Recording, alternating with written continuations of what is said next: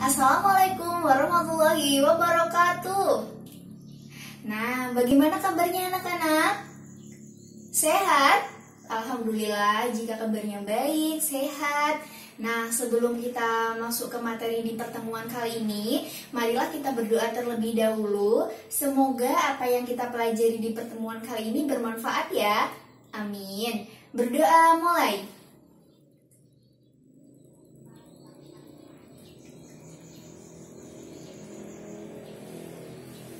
Berdoa selesai. Nah, sebelumnya Ibu mau absen terlebih dahulu ya, supaya Ibu hafal dengan nama-nama kalian dan bisa menilai keaktifan kalian. Sebelumnya Ibu absen dulu ya. Sonia Dinisa Fitri, Muhammad Ananda Abdul Aziz, Rika Rahman, Rida Akmala, Syakistin Ziyad Albiru. Alhamdulillah hadir semua ya. Alhamdulillah. Nah, sebelumnya Ibu akan menjelaskan kompetensi dasar dan indikator yang akan kita capai di pertemuan kali ini. Nah, kompetensi dasarnya yaitu menganalisis konsep suhu, kemudian pemuaian, kemudian kalor, perpindahan kalor, dan penerapannya di kehidupan sehari-hari. Untuk indikatornya, yang pertama yaitu menjelaskan definisi suhu, yang kedua yaitu menjelaskan jenis-jenis termometer, dan yang ketiga itu adalah mengetahui skala suhu dengan mengukur suhu menggunakan termometer. Nah, jadi di sini sudah tahu kan kompetensi dasar dan indikator yang akan kita capai di pertemuan kali ini? Nah, baik. Jadi, kali ini kita akan membahas tentang apa? Benar, kita akan membahas tentang suhu. Nah, Ibu tanya dulu nih ya, kalian pernah nggak memegang es batu? Pernah? Apa yang kalian rasakan? Iya, dingin.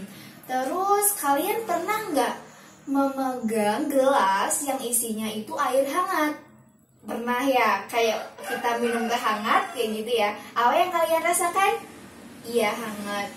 Jadi, bagaimana sih cara mengukur suhu suatu benda itu? Iya, memang dengan indera perasa yang kita miliki, kita itu dapat merasakan suhu panas, suhu dingin. Tapi, apakah dengan menggunakan indera perasa kita itu dapat digunakan sebagai acuan untuk mengukur suhu suatu benda? Nah, bisa atau tidak? Nah, biar kalian lebih tahu lagi dan tahu jawabannya yang lebih tepatnya bagaimana, di sini Ibu sudah menyiapkan 3 ember kecil. Jadi yang pertama ini berisi air dingin, kemudian yang kedua berisi dengan air biasa, dan yang ketiga ini berisi dengan air hangat. Nah, bagaimana Bu cara percobaannya? Jadi, cara percobaannya, masukkan tangan kiri ke ember kecil yang berisi air dingin, kemudian tangan kanan dimasukkan ke ember kecil yang berisi dengan air hangat. Nah, kemudian setelah dimasukkan, nanti kedua tangan ini dimasukkan ke air biasa. Nah, jadi apa yang kalian rasakan? Nanti itu adalah kesimpulan dan yang perlu kalian tahu. Nah, jadi di sini anak-anak ada yang mau maju untuk melakukan percobaan? Iya, ayo silakan Mbak Rida maju. Nah, nanti setelah melakukan percobaan, jangan lupa menceritakan ke teman-teman apa yang dirasakan dan membuat kesimpulan sederhana ya. Iya, pintar, ayo maju. Jadi tangan kiri dimasukkan, kemudian tangan kanan, terus masukkan ke tengah.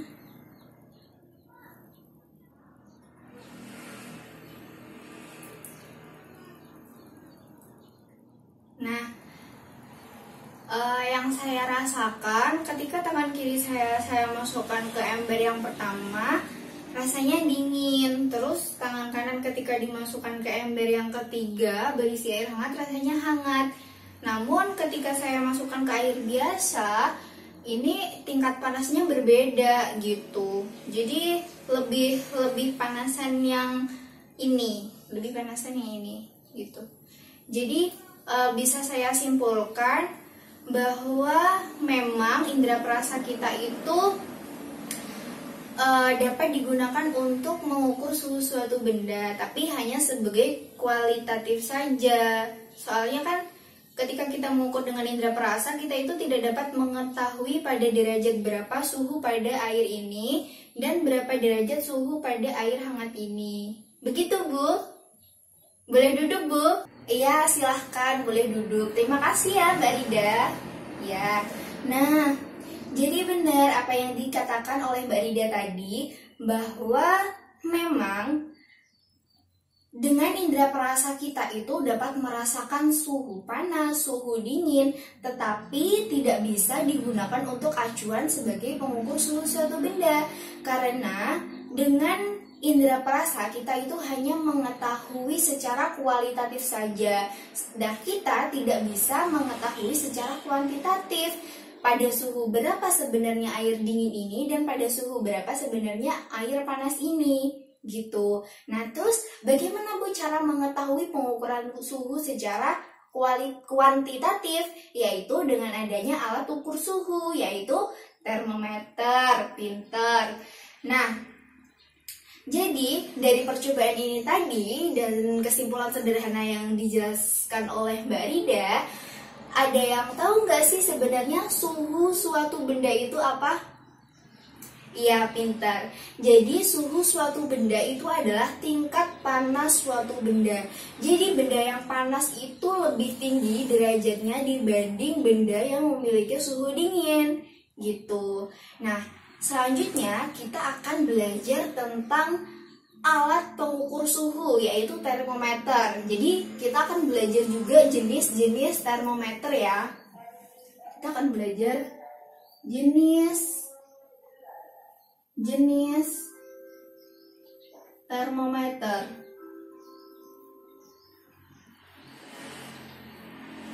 Jadi jenis-jenis termometer yang pertama itu ada termometer cair,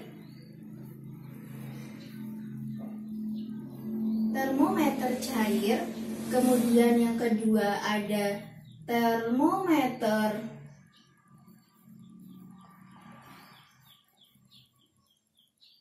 bimetal, kemudian yang ketiga itu ada termometer kristal cair. Nah, dari sini kalian pasti pengen tahu ya sebenarnya apa sih termometer cair itu, seperti apa termometer bimetal, seperti apa sih termometer kristal cair itu. Nah, di sini Ibu sudah membawakan gambar biar kalian itu ada gambaran ya. Oh, ternyata termometer cair itu seperti ini. Oh, ternyata termometer bimetal itu seperti ini. Oh, ternyata termometer kristal cair itu seperti ini, gitu. Jadi termometer cair itu seperti ini. Termometer cair itu seperti ini. Jadi cairannya itu terletak di tabung sini, atau biasa disebut dengan reservoir. Nah, biasanya cairan itu berisi raksa atau alkohol. Nah, mengapa Bu kok raksa? Mengapa Bu kok alkohol? Karena raksa itu memiliki keistimewaan. Salah satunya itu adalah memiliki warna yang mengkilat. Kemudian dia itu cepat bereaksi terhadap perubahan suhu. Terus kemudian, nah sayangnya ini kalau raksa ini adalah mudah beracun gitu. Nah, mengapa Bu kok pakai alkohol? Karena alkohol itu kan lebih aman ya, karena dia juga tidak beracun. Jadi ketika ada kejadian termometer pecah atau itu apa, nah itu tidak membuat gaduh gitu loh. Seperti karena kan alkohol itu kan tidak beracun, jadi lebih aman aja gitu. Nah, terus kemudian termometer cair itu ada macamnya, yaitu termometer laboratorium. Jadi termometer laboratorium itu seperti ini. Terus kemudian ada termometer suhu badan. Nah, termometer suhu badan itu seperti ini ya. kebolak-balik. Nah seperti ini. Nah tapi sekarang udah jarang ya yang menggunakan seperti ini. Biasanya kalau kita sakit atau periksa ke dokter itu biasanya lebih ada termometer digital kayak gitu kan, yang langsung keluar angkanya suhu berapa Celcius kayak gitu. Nah jadi termometer suhu badan tuh seperti ini. Kemudian ada termometer bimetal. Jadi termometer bimetal itu adalah termometer bimetal itu adalah memiliki dua logam yang jenisnya itu berbeda. Jadi ketika terdapat perubahan suhu, salah satu logam tersebut itu akan mengalami pemuaian gitu, sehingga diketahui oh ini itu suhu berapa, benda ini itu suhu berapa kayak gitu. Itu namanya termometer bimetal. Jadi termometer bimetal itu seperti ini. Kemudian ada termometer kristal cair. Nah jadi termometer kristal cair itu seperti ini, yaitu dia itu terbuat dibungkus oleh kayak plastik gitu. Nah dia itu ketika ada perubahan suhu, dia itu akan berubah warna gitu. Jadi dia itu akan berubah warna pada suhu berapa seperti itu. Nah biasanya termometer ini itu digunakan untuk mengetahui suhu tubuh, bisa untuk mengetahui suhu akuarium seperti itu. Nah jadi di sini kalian sudah tahu ya jenis-jenis termometer itu apa aja sih dan seperti apa ya kan. Nah selanjutnya ketika kita berbicara tentang termometer, kita kan pasti tidak jauh dengan skala suhu ya kan. Nah kemudian kita akan belajar tentang skala suhu untuk mengetahui perbandingan suhunya berapa kayak gitu. Nah kemudian jika berbicara tentang skala suhu ya kan, itu yang kita ketahui ada berapa? Iya, ada suhu, ya benar, ada suhu Celcius, ada skala suhu Reaumur, kemudian ada Fahrenheit ya kan, kemudian ada Kelvin gitu kan ya. Nah, di sini kita akan mengetahui titik tetap bawah dan titik tetap atas pada skala suhu yang ada di sini. Kemudian kita akan mengetahui perbandingannya juga nanti. Nah, di sini itu Ibu kasih ini ya, titik tetap atas. Nah, yang di sini itu adalah titik tetap bawah. Nah, kalau di Celcius itu titik tetap bawahnya itu adalah 0. Sedangkan titik tetapnya atas itu adalah 100. Nah, kalau Reaumur itu titik tetap bawahnya itu adalah 0. Kemudian titik tetap atasnya itu adalah 80. Untuk Fahrenheit, titik tetap bawahnya itu adalah 32 dan titik tetap atasnya itu adalah 212. Ya kan? Nah, untuk Kelvin itu titik tetap bawahnya adalah 273 dan titik tetapnya atasnya itu adalah 373. Nah, dari sini kita tarik perbandingannya berapa? Nah, caranya bagaimana, Bu? Caranya adalah titik tetap atas dikurangi dengan titik tetap bawah. Jadi, kalau Celcius berapa? 100 dikurangi 0 sama dengan 100. Dibandingkan 80 dikurangi 0 sama dengan 80. Kemudian Fahrenheit 212 dikurangi 32 sama dengan, ayo berapa? Iya, 180. Kemudian untuk Kelvin itu adalah 373 dikurangi dengan 273. Berapa? 100. Ya, pinter. Nah, jadi ketika ini akan akan dibagi menjadi 20. Dibagi 20 berarti perbandingannya akan lebih kecil lagi berapa? Ya benar, berarti perbandingan skala suhu ya di sini.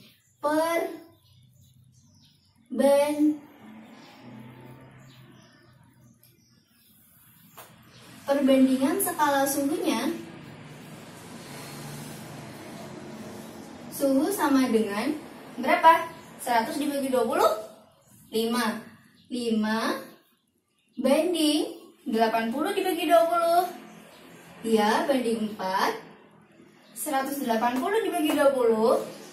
Pintar. 9 banding 100 dibagi 20 sama dengan 5. Jadi perbandingannya adalah 5 untuk Celsius, 4 untuk Reaumur, 9 untuk Fahrenheit, dan 5 untuk Kelvin. Nah, dari sini kalian ada yang mau ditanyakan nggak? Atau ada yang mengganjal? Iya, Pak. Oh iya. Nah, kenapa sih Bu kok Kelvin tidak menggunakan derajat, sedangkan yang lainnya itu menggunakan derajat? Celsius menggunakan derajat Celsius, Reaumur menggunakan derajat Reaumur, Fahrenheit menggunakan derajat Fahrenheit, ya kan? Nah, kenapa Kelvin kok tidak menggunakan derajat, Bu? Nah, memang Kelvin itu memang tidak menggunakan derajat, tapi Kelvin itu lebih menggunakan nol mutlak. Mengapa demikian? Karena Kelvin pada suhu 0 itu tidak ada energi panas gitu, sehingga dia itu tidak menggunakan derajat Kelvin, tapi lebih menggunakan Kelvin saja, menggunakan nol mutlak. Nah, di sini Ibu akan memberikan contoh ya. Contoh, nanti kita kerjakan bareng-bareng ya.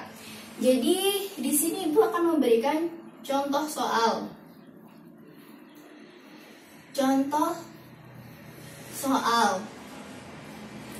Yang pertama itu adalah 50 derajat Celcius. Yang kedua 40 derajat Reaumur. Yang ketiga itu berapa ya? 131 Fahrenheit. Dan yang keempat itu adalah 473 Kelvin.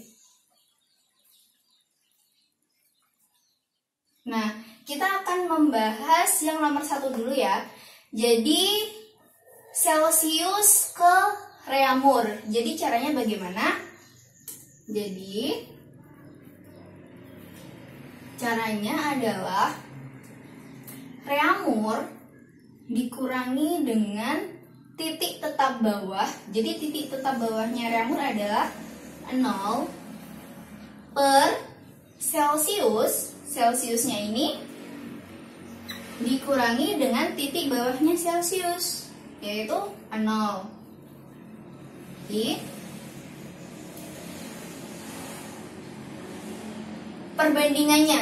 perbandingannya Reaumur dengan Celsius. Jadi perbandingannya adalah 4/5. Nah, kemudian ini kita kerjakan. Reaumur dikurangi 0, berarti kan Reaumur ya. Per Celsiusnya berapa? Celsiusnya 50. 50 dikurangi 0, 50. Sama dengan 4/5. Kan berarti, jika begini kan berarti bisa Reaumur sama dengan 4/5 dikalikan 50. Jadi berapa hasilnya? 50 dibagi 5 sama dengan 10. 10 dikalikan 4 sama dengan 40 derajat Reaumur. Nah, dari sini sudah paham kan cara mengerjakannya? Nah, selanjutnya di sini sudah. Ibu hapus dulu ya. Kita melanjutkan cara merubah Celsius ke Fahrenheit. Cara merubah Celsius ke Fahrenheit. Nah, karena kita itu sekarang mencari Fahrenheit, jadi jika tadi mencari Reaumur itu adalah R-0, sekarang mencari Fahrenheit berapa? mencari Fahrenheit adalah F min titik tetapnya Riamo tadi berapa? Udah dicatat kan? Ya benar, 32 per Celsiusnya. Celsiusnya titik tetap bawah tadi berapa? 0 sama dengan perbandingannya sekarang. Perbandingannya Fahrenheit berapa? 9 per Celsiusnya berapa? 5. Nah, jadi Fahrenheit dikurangi 32